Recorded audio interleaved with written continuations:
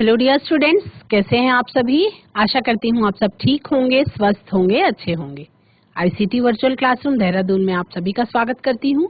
मेरा नाम समता है और बच्चों क्लास 11th में आप लोगों का टॉपिक चल रहा है फोटोसिंथेसिस यानी कि प्रकाश संश्लेषण।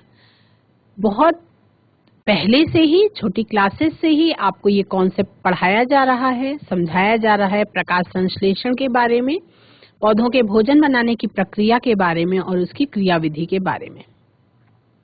पर क्लास 11th में क्या डिफरेंट है, इसमें ये डिफरेंट है कि आपको उसमें हर एक स्टेप को डीप में बताया जाएगा, हर एक स्टेप को डीप में समझाया जाएगा और इम्पोर्टेंट जो कॉन्सेप्ट है वो भी आपको क्लियर किया जाएगा। चलेंगे स्मार्ट बोर्ड की तरफ और समझेंगे अब उसी कॉन्सेप्ट को आगे। बच्चों, जैसा कि कल हम लोगों ने इसमें ये जाना था कि किस तरह से अर्ली एक्सपेरिमेंट्स कौन कौन से किए गए जिससे फोटोसिंथेसिस की कौन सी प्रक्रियाएं होती हैं उसके बारे में समझ में आया। बेसिक जो कॉन्सेप्ट था जिसमें पहले जब हम इतने सालों पहले बात करते हैं, एक्सपेरिमेंट्स के बारे में बात करते हैं, तो हम क्या समझते हैं कि जो आपकी प्रकाश संश्लेषण की प्रक्रिया थी, फोटोसिंथेसिस की प्रक्रिया थी, उसमें 3-4 एक्सपेरिमेंट्स के बारे में बात की गई। ठीक है, पहला एक्सपेरिमेंट तो ये था कि जोसेफ प्रीस्टली ने बताया कि पौधों का होना बहुत ज्यादा जरूरी है।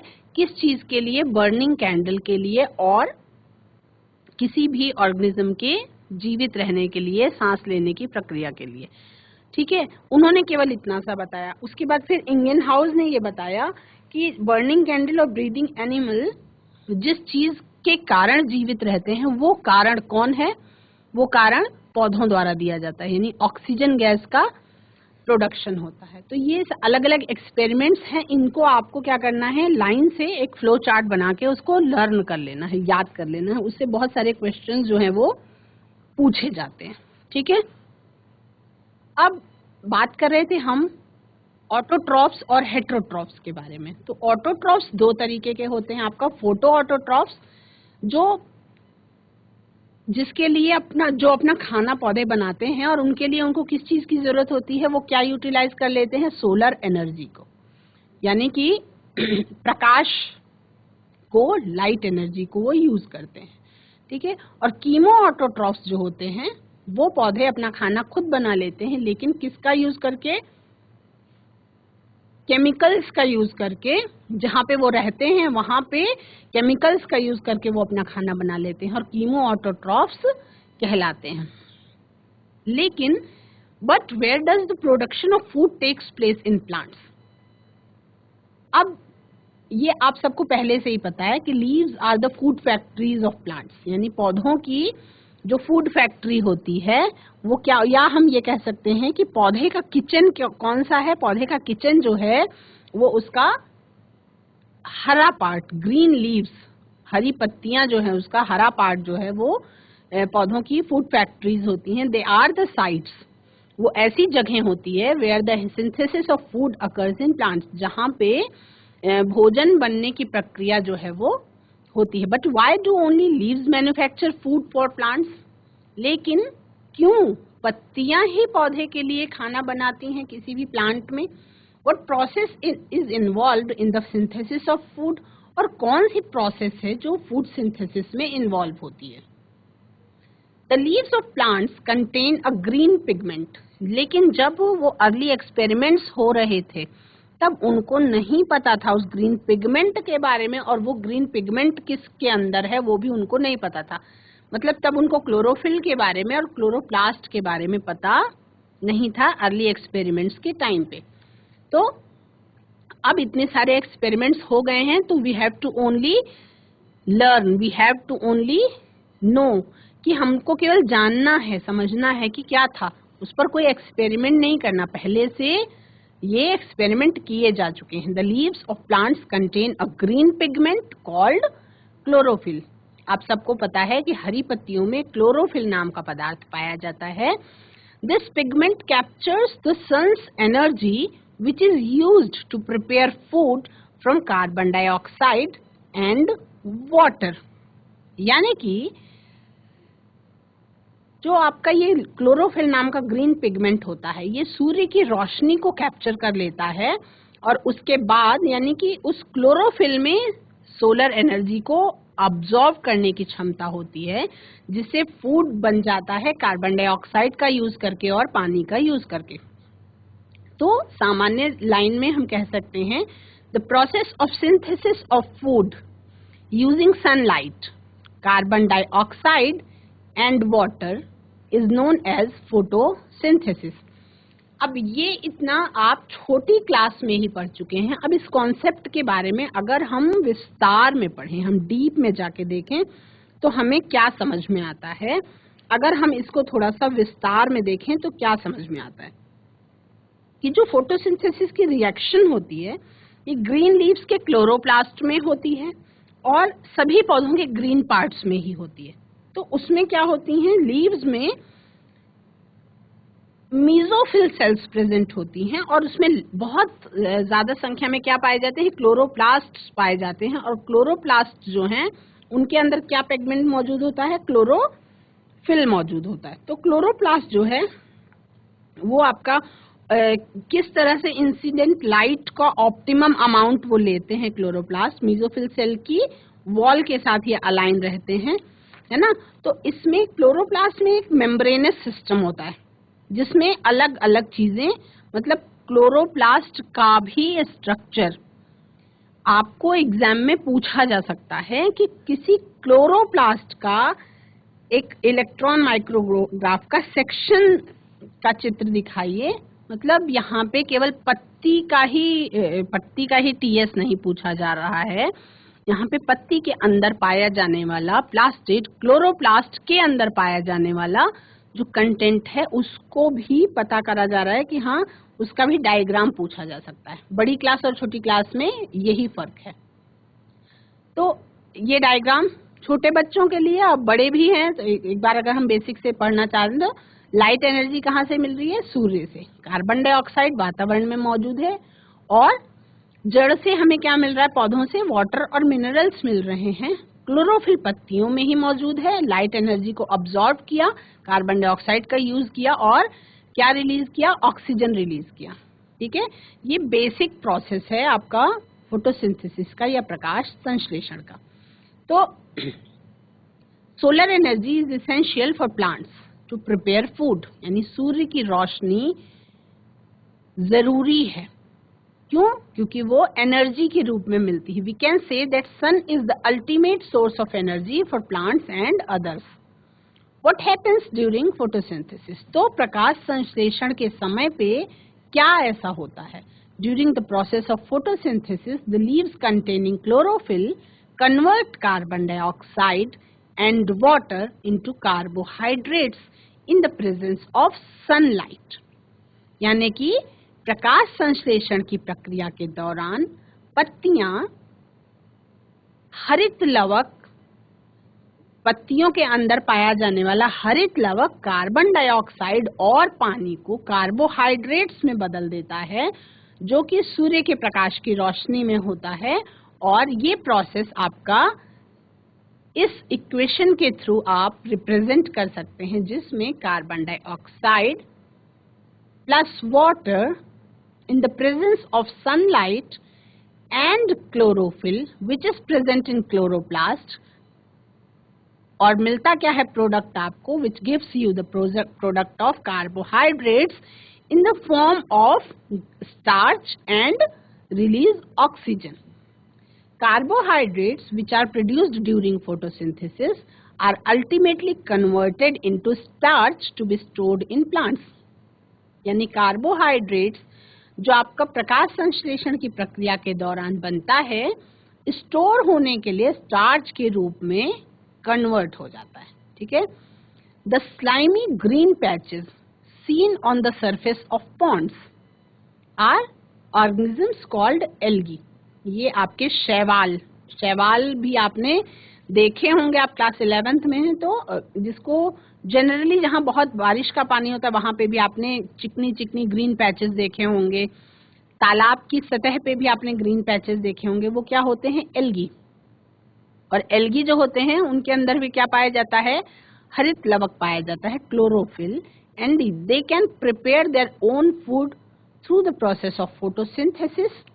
और आपको ये जान के आश्चर्य होगा कि ऑक्सीजन जो रिलीज हो रही है उसमें बहुत बड़ा पार्ट प्रोड्यूस करने वाले कौन है? ये एल्गी ही हैं। क्यों? पॉटेड प्लांट्स जो हैं वो मॉइस्ट जगहों पे रखने की उनको सलाह दी जाती है। तो plants require sunlight to manufacture food. पौधों को अपना खाना बनाने के लिए किसकी जरूरत होती है? सनलाइट की। ठीक है, अब ये सोचिए कि क्या पौधा अगर सनलाइट ना हो, ट्यूबलाइट की रोशनी में क्या खाना बना सकता है पौधा? रोशनी नहीं चाहिए उसको, ऊर्जा चाहिए, जो डायरेक्ट कहाँ से मिल रही है? सोलर एनर्जी के रूप में मिल रही है। तो यानी कि उसको सूर्य का प्रकाश चाहिए, क्योंकि हरित लवक सूर्य के प्रकाश को अब्सॉर्ब कर लेता है। कुछ पौधे ऐसे होते हैं जैसे इंडोर प्लांट्स होते हैं, उनको इनडायरेक्ट लाइट भी मिलती है तो भी वो ग्रो कर जाते हैं। Without sunlight photosynthesis can not take place in plants and can even lead to the death of plants. यानी पौधा जो है सूख भी सकता है, सूख जाता है generally. It is advisable to place potted plants in areas receiving sufficient sunlight. इसलिए जो आपके आउटडोर प्लांट्स हैं उनको ऐसी जगह पे रखा जाता है जहाँ पे सफिशिएंट सनलाइट, जिसकी जितने की उसको जरूरत है, कम से कम उतनी सनलाइट उसको मिले। ठीक है, तो एक एक्टिविटी हम परफॉर्म करें और उससे आप ये जान पाएंगे कि किस तरह से प्रोडक्शन होता है फूड का प्लांट्स में। We know that plants require water and carbon dioxide in the presence of sunlight to carry out photosynthesis। यानी प्रकाश संश्लेषण की प्रक्रिया करने के लिए किसी भी पौधे को पानी और कार्बन डाइऑक्साइड की जरूरत होती है, सूर्य के प्रकाश की जरूरत होती है।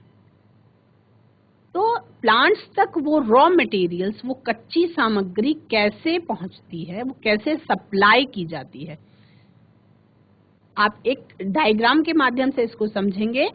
The tiny pores found on the under side of leaves are called stomata. जो अंडर साइड ऑफ लीव्स पे छोटे छोटे पोर्स पाए जाते हैं। किसी भी पत्ती को अगर आप उल्टा करके देखते हैं तो आपको दिखाई भी पड़ते हल्के हल्के। तो कार्बन डाइऑक्साइड एंटर करती है लीव्स में, किसके थ्रू? स्टोमेटा के थ्रू। ठीक है, अगर एक लीफ का सेक्शन लिया जाए तो वहां पे स्टोमा होते हैं, गार्ड सेल्स होते हैं, और स्टोमेटा का जो स्ट्रक्चर होता है, ये देखिए, ये वाला जो पार्ट है ये आपका, ये कहलाता है गार्ड सेल्स, जो क्या होती हैं? बंद होती रहती हैं और खुलती रहती हैं आवश्यकता अनुसार। ठीक है, तो जब लाइट एनर्जी किसी भी पौधे पर पड़ती है ना, तो वो वातावरण के कार्बन डाइऑक्साइड को लेती है और ऑक्सीजन के रूप में रिलीज कर देती है। क्लोरोफिल पौधों में मौजूद है। वाटर और मिनरल्स कहाँ से ले रहा है? वो जमीन से। यानी कि पौधे की जड़ में कुछ ऐसी पावर्स हैं जो वाटर को, मिनरल्स को नीचे से ऊपर ट्रांसपोर्ट कर देता है, पत्तियों तक पहुंचा देता है फोटोसिंथेसिस के टाइम पे, है ना। तो उसके लिए जाइलम फ्लोएम जो होते हैं वो यूजफुल होते हैं। Water and minerals enter plants through the roots. Roots के थ्रू वो एंटर कर जाते हैं। They are transported to leaves by the tiny vessels present throughout the plant body। यानी बहुत पतली पतली, आप ये कह सकते हैं बहुत पतली पतली ट्यूब्स फैली होती हैं जिनके थ्रू ये पत्तियों तक पहुंचाया जाता है। Therefore the carbohydrates produced in leaves are converted into starch। किसके रूप में कन्वर्ट किया जाता है? स्टार्च के रूप में। While the oxygen produced in the process is released into the atmosphere through the stomata। यानी कि स्टोमेटा जो है वो एक तरीके का नॉस्ट्रिल का काम करता है। कार्बन डाइऑक्साइड लेता है अंदर और ऑक्सीजन रिलीज करता है ना। या हम ये कह सकते हैं कि पौधे की नाक जो है वो कौन है? स्टोमेटा है। ठीक है, और साइट ऑफ फोटोसिंथेसिस क्या है? क्लोरोप्लास्ट जो पत्तियों के अंदर मौजूद होता है वो आपका प्रकाश संश्लेषण होने की परफेक्ट जगह है। वो उसकी साइट्स हैं। Chloroplasts are the sites of photosynthesis, they are present in the mesophyll cells of the leaves. और ये क्लोरोप्लास्ट्स किसके अंदर मौजूद होते हैं? पत्तियों की मेसोफिल सेल्स के अंदर ये मौजूद होते हैं। क्लोरोफिल क्या है? Chlorophyll is the green pigment found in the chloroplasts. Chlorophyll जो है वो ग्रीन कलर का पिगमेंट है जो क्लोरोप्लास्ट के अंदर पाया जाता है। The chlorophyll pigments trap the photons of light and get excited and thus initiate the process of photosynthesis. और क्लोरोफिल जो है वो उस पिगमेंट में ये पावर होती है कि वो लाइट को, सूर्य की ऊर्जा को ट्रैप कर लेता है और उसके बाद क्या करता है, जैसे हम गैस पे अगर पानी चढ़ाते हैं तो उस ऊष्मा से पानी उबलने लगता है और खाना हमारा पक जाता है। तो उस प्रोसेस से समझेंगे कि इनिशिएट करने का काम किसने किया? गैस की लाइट ने, है ना। तो उसी तरह से क्लोरोफिल के अंदर ये पावर है कि वो अब्सॉर्ब करता है एनर्जी को और उसके बाद फिर भोजन बनता है पौधों के लिए। तो ये प्रोसेस क्या कहलाती है? आपकी फोटोसिंथेसिस की प्रोसेस कहलाती है। अब फोटोसिंथेसिस की प्रोसेस क्यों जरूरी है? Significance of photosynthesis. The process of photosynthesis is essential to plants as well as the other living organisms. ये प्लांट्स के लिए भी जरूरी है और केवल प्लांट्स के लिए नहीं जरूरी है, और दूसरे जीवों के लिए भी जरूरी है। क्यों? क्योंकि all heterotrophs depend on plants for their energy requirements. यानी कि विषम पोषी जो हैं वो भी अपनी ऊर्जा की जरूरत के लिए किस पर डिपेंडेंट होते हैं? पौधों पर ही डिपेंडेंट होते हैं। The level of carbon dioxide is maintained at a constant. और निरंतर एक अनुपात में वातावरण में मौजूद कार्बन डाइऑक्साइड जो है उसका लेवल मेंटेन करने के लिए पौधों के अंदर कौन सी प्रोसेस का होना जरूरी है? प्रकाश संश्लेषण का या फोटोसिंथेसिस का। अब the by product of photosynthesis, जो खाना, देखो पौधा अपने लिए बना रहा है खाना, भोजन बनाने के लिए फोटोसिंथेसिस की प्रक्रिया हो रही है, लेकिन उसके साथ साथ वो एक ऐसा प्रोडक्ट दे रहा है वातावरण में, ऑक्सीजन। तो oxygen is the main factor responsible for the maintenance on life of earth. यानी कि पौधा अपने लिए भोजन बनाते बनाते कुछ ऐसा उत्पादन कर रहा है, कुछ ऐसी चीज बना रहा है जिससे पृथ्वी पर जीवन है, और वो है ऑक्सीजन गैस। ऑक्सीजन गैस की जो वो रिलीज करता है अपना खाना बनाते समय, वो पौधा, इसीलिए कहते हैं कि पौधा अपना खाना भी खुद के लिए नहीं बनाता, दूसरों के लिए बनाता है।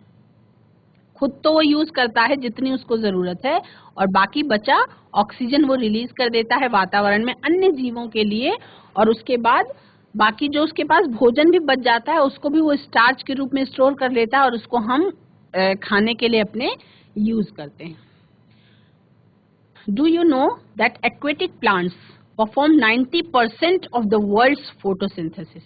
पूरे विश्व में जितनी प्रकाश संश्लेषण की प्रक्रिया हो रही है उसमें से 90% ऑफ द फोटोसिंथेसिस कौन करते हैं? एक्वेटिक प्लांट्स करते हैं, यानी कि जलीय पौधे करते हैं, जिसके बारे में अभी हमने बात करी कि 90% फोटोसिंथेसिस एल्गा वाले पार्ट करते हैं। The amount of photosynthesis is almost 10 times the rate of respiration during the day. यानी कि फोटोसिंथेसिस का जो अमाउंट है, प्रकाश संश्लेषण की जो प्रक्रिया है, जितना हम लोग सांस लेते हैं उसकी 10 गुनी ज्यादा होती है दिन के समय में। लेकिन रात के टाइम में क्या होता है? रात के टाइम में पौधा फोटोसिंथेसिस नहीं करता, तो दिन में जो ऑक्सीजन रिलीज हो जाती है हम रात को भी उसको यूज करते हैं। आप क्लास 11th में आपने कई बार अपने बड़े लोगों को ये कहते हुए सुना होगा कि रात के समय पौधों के पास नहीं जाना चाहिए। तरीके अलग अलग बताए गए, रीजंस अलग अलग बताए गए, उसको धर्म से जोड़ के देखा गया। कुछ लोगों ने ये कहा कि रात में पौधे सो जाते हैं, उनको डिस्टर्ब करने नहीं जाना चाहिए। कुछ लोगों ने कहा कि पौधे सो गए हैं तो उनको डिस्टर्ब करने से क्या होगा? आपको नुकसान पहुंच जाएगा। लेकिन अगर साइंटिफिकली देखा जाए, वैज्ञानिक तौर पे, तो क्या रीजन रहा होगा क्यों ये चीजें कही गई? क्योंकि अब हम ये कह सकते हैं कि जो हमारे बड़े बुजुर्ग हैं वो लोगों को ये लगता था कि किसी दूसरे तरीके से अगर कंट्रोल किया जाए तो शायद उन्होंने आपके अंदर ऐसा विश्वास जगा दिया कि पौधों के पास अगर आप रात में जाओगे तो वो आपको श्राप दे देंगे। रीजन क्या था कि दिन के समय में आप पौधे के पास जाइए तो वो ऑक्सीजन रिलीज करता है, लेकिन रात के समय में जब आप जाते हैं तो सांस पौधा भी लेता है ना, लेकिन पौधा रात में प्रकाश संश्लेषण नहीं करता, इसलिए कार्बन डाइऑक्साइड ही मिलेगी पौधे के पास। तो इसलिए पौधों के आसपास रात में जाना पुराने समय में वर्जित था, यानी कि बिल्कुल बैन था, आप नहीं जा सकते थे, है ना। तो उसके पीछे का रीजन यही था कि रात के समय में पौधा जो है वो प्रकाश संश्लेषण की प्रक्रिया नहीं करता, तो रात में वहां से ऑक्सीजन रिलीज नहीं होती। तो हम रात में सांस कैसे लेते हैं? क्योंकि ये क्लियर है कि हम जो ऑर्गेनिजम्स हैं, हम सांस लेते हैं तो हम ऑक्सीजन को ही इनहेल करते हैं। क्यों? Amount of photosynthesis is almost 10 times the rate of respiration during the day, यानी कि जितना सांस ली जाती है उसका 10 गुना ज्यादा प्रकाश संश्लेषण हो जाता है। रात के टाइम में भी हम वही ऑक्सीजन जो है वो यूज कर लेते हैं जो दिन के टाइम में पौधे निकाल देते हैं, है ना। तो क्लोरोप्लास्ट के बारे में आप जानेंगे। क्लोरोप्लास्ट की पूरी डायग्राम आपको देखना है, समझना है, जो आपका साइट है फोटोसिंथेसिस का, और उसके बारे में एक एक पॉइंट आपको डायग्राम के माध्यम से भी समझना है और थ्योरेटिकली भी आपको ये आना चाहिए। साइट ऑफ फोटोसिंथेसिस जो है, मीजोफिल सेल्स जो आपका ग्रीन लीव्स में पाई जाती हैं, have large number of chloroplasts which are the site of photosynthesis. तो छोटी क्लास में हमने क्या पढ़ा था कि हरे पत्तों में ही प्रकाश संश्लेषण की प्रक्रिया हो जाती है।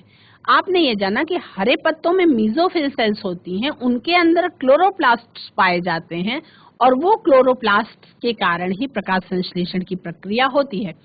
अब क्लोरोप्लास्ट्स में भी क्या क्या पाया जाता है? Chloroplasts consists of the grana and the stroma lamellae forming a membranes system and the fluid stroma, है ना। अब ये जब स्ट्रक्चर आप पढ़ेंगे क्लोरोप्लास्ट का तो आपको लगेगा कि ये तो बिल्कुल सेल के स्ट्रक्चर के जैसा है। जैसा हम सेल में देख रहे थे कि साइटोप्लाज्म भरा हुआ है, उसी तरह से पत्ती के अंदर क्या फ्लूइड स्ट्रोमा भरा हुआ है ना।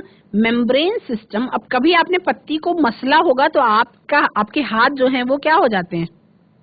गीले गीले हो जाते हैं, मतलब कहीं ना कहीं पत्ती के अंदर कुछ ऐसा कंटेंट है जो कैसा है? मॉइस्ट है, जो कैसा है? फ्लूइड है उसके अंदर। मेम्ब्रेन सिस्टम ऑफ क्लोरोप्लास्ट वो क्या करता है? आपका ट्रैप कर लेता है लाइट को and सिंथेसाइजेज ATP and NADPH, site of light dependent reaction of photosynthesis. यानी कि अब फोटोसिंथेसिस में आपको दो तरीके की अलग अलग रिएक्शंस होती हैं। एक अभिक्रिया वो जिसमें उसको ऊर्जा के रूप में लाइट की जरूरत होती है, यानी कि लाइट डिपेंडेंट रिएक्शन कहलाती है, और दूसरी प्रकार की रिएक्शन जो होती है वो होती है स्ट्रोमा में।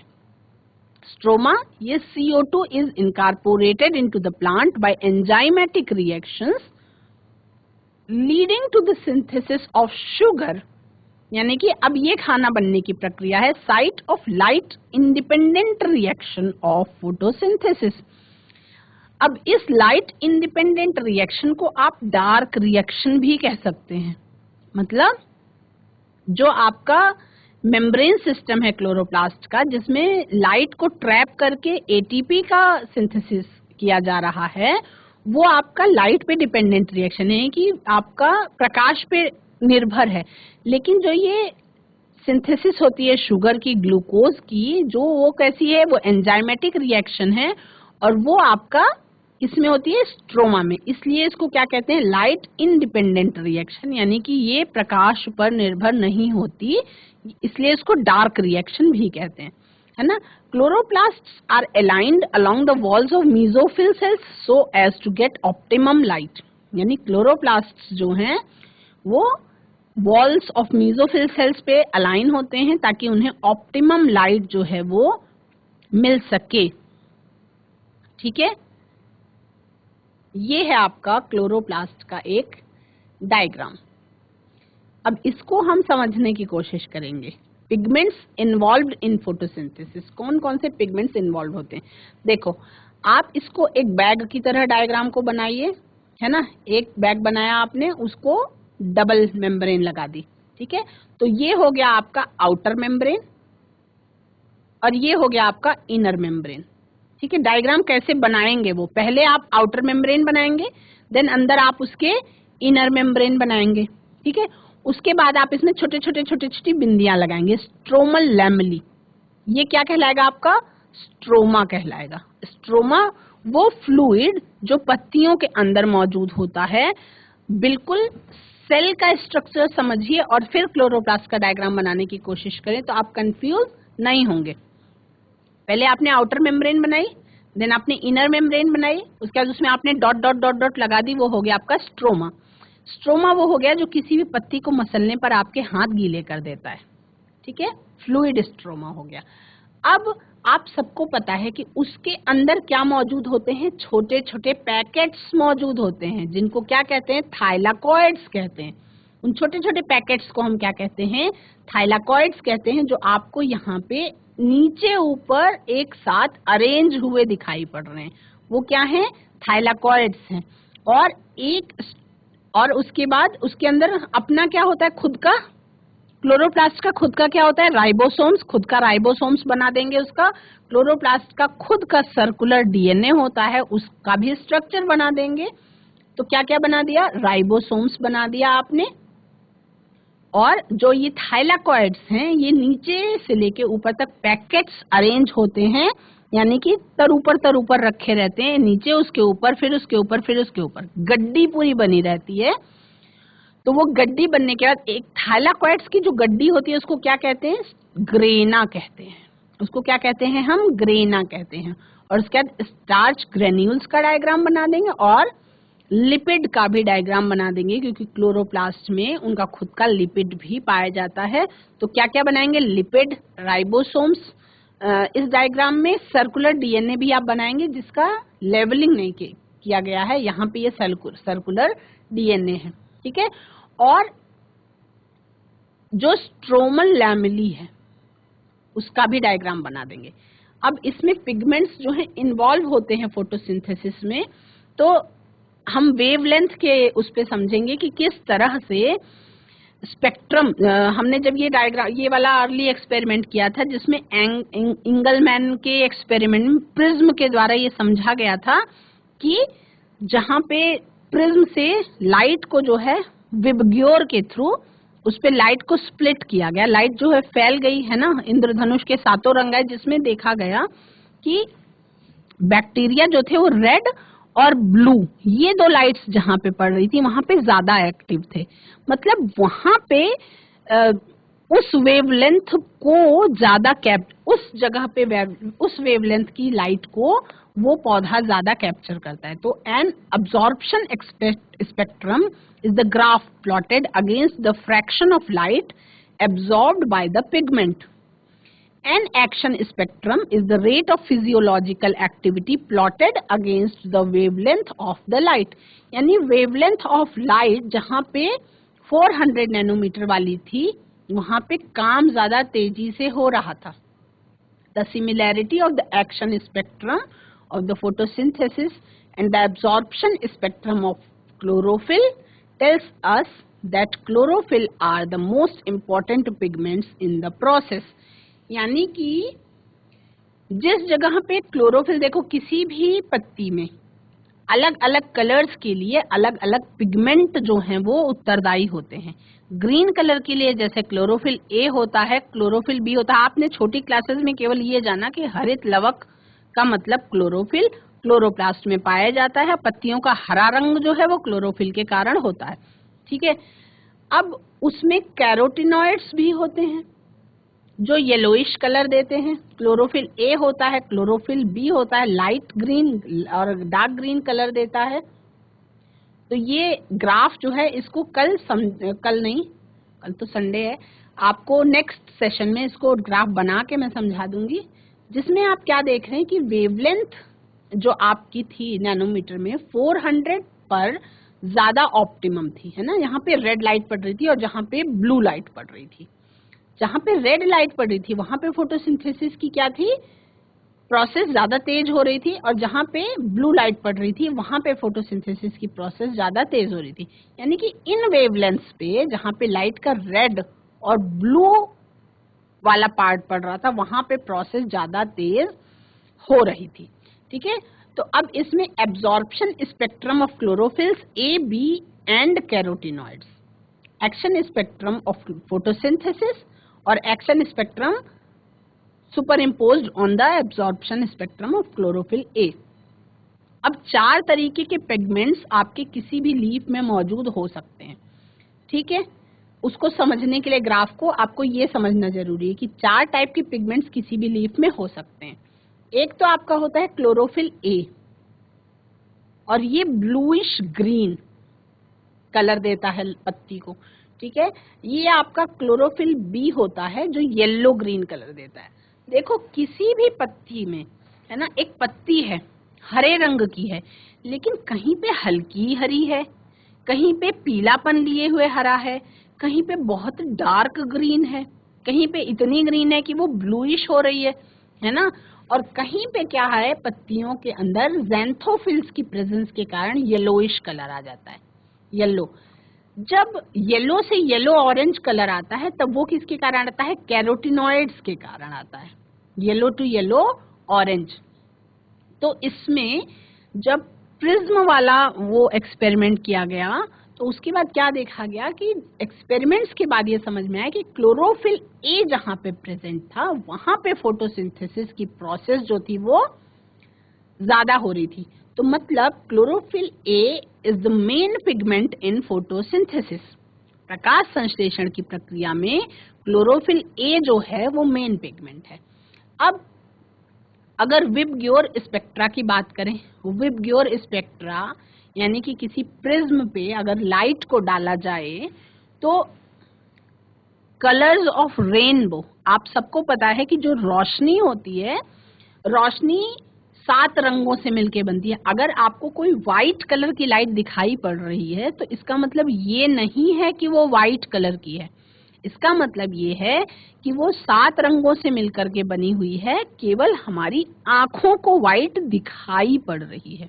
इसीलिए कभी कभार बारिश होने के बाद इंद्रधनुष कैसे बनता है, बारिश होने के बाद जब उस पानी की बूंदों पर सूरज की रोशनी पड़ती है तो वो क्या होती है, वो रिफ्लेक्ट होती है और उसके बाद हमें जो नजर आता है वो इंद्रधनुष नजर आता है ना। तो इंद्रधनुष जो है वो वास्तव में उन्हीं रंगों से मिलकर के हमारा जो है वो बना हुआ है आसमान, तो इसलिए आपको इंद्रधनुषी रंग दिखाई पड़ते हैं। तो विबग्योर स्पेक्ट्रा को आप समझेंगे वॉयलेट, इंडिगो, विबग्योर को तोड़ेंगे VIBGYOR, तो V for violet, I for indigo, B for blue, G for green, Y for yellow, O for orange and R for red. VIBGYOR spectra ये आपको 9th 10th में ही आपने फिजिक्स में पढ़ लिया होगा। तो इसमें क्या आपका ब्लू और रेड की जहां पे ये 2 लाइट्स पड़ रही थी वहां पे क्या हो रहा था, विबग्योर स्पेक्ट्रा में chlorophyll A shows maximum absorption and hence the rate of photosynthesis is the highest at the blue and red regions. Blue और रेड रीजन्स में सबसे ज्यादा फोटोसिंथेसिस की प्रोसेस हो रही थी और वहां पे क्या मौजूद था, कौन सा पिगमेंट मौजूद था, वो पिगमेंट मौजूद था आपका ब्लू, और वहां पे आपका पिगमेंट मौजूद था क्लोरोफिल ए, है ना। अब एक्सेसरी पिगमेंट्स और कौन कौन से हैं जो आपको चाहिए फोटोसिंथेसिस के लिए, वो है क्लोरोफिल बी भी चाहिए, ज़ैंथोफिल्स भी चाहिए एंड कैरोटीनॉइड्स भी चाहिए। वहां पे थोड़ा कम होता है पर फोटोसिंथेसिस का जो रेट है, हाईएस्ट रेट ऑफ फोटोसिंथेसिस, वो क्लोरोफिल ए वाले रीजन में होता है। Absorb a wider range of light and transfer the energy to chlorophyll A, protect chlorophyll from photo oxidation. ठीक है, अब आपने ये समझ लिया कि कौन सी पिगमेंट की कितनी जरूरत है, क्यों है। अब हम साइक्लिक और नॉन साइक्लिक फोटोफॉस्फोराइलेशन के बारे में समझेंगे। तो लाइट रिएक्शन और डार्क रिएक्शन के बारे में समझेंगे। लाइट रिएक्शन फोटोसिंथेसिस की और डार्क रिएक्शन फोटोसिंथेसिस की, ठीक है। तो लाइट रिएक्शन ऐसी रिएक्शन, प्रकाश अभिक्रियाएं जहां पे फोटोकेमिकल फेज होती है और जहां पे आपको लाइट रिएक्शन कंप्लीट होने के लिए किसकी जरूरत होती है, सूर्य के प्रकाश की जरूरत होती है। तो अब हम मेन पॉइंट पे आ गए हैं, ये दोनों आप समझ लेंगे तो आपका फोटोसिंथेसिस जो 100% कंप्लीट हो जाएगा। Light reaction phase directly depends on light. The pigments absorb light energy and produce ATP. यानी कि यहाँ पे ऊर्जा का उत्पादन हो रहा है, और जब डार्क रिएक्शन की हम बात करेंगे तो वहाँ पे भोजन बनने का पार्ट आ जाएगा। बच्चों, आज की क्लास में आप सभी ने प्रकाश संश्लेषण के बारे में बेसिक सब कुछ जान लिया, और आपको पता है कि डीप में पढ़ना पड़ेगा आपको क्लास 11th में प्रकाश संश्लेषण की प्रक्रिया को। तो इसलिए पॉइंट्स को देखो, आपने जो मैंने आपको अर्ली एक्सपेरिमेंट्स बताए उससे भी क्वेश्चंस पूछे जाते हैं, और आपका क्लोरोप्लास्ट का स्ट्रक्चर भी इम्पोर्टेंट है, उससे भी क्वेश्चंस पूछे जाते हैं। आज की कक्षा में इतना ही। That's all for today. Have a nice day. Take care.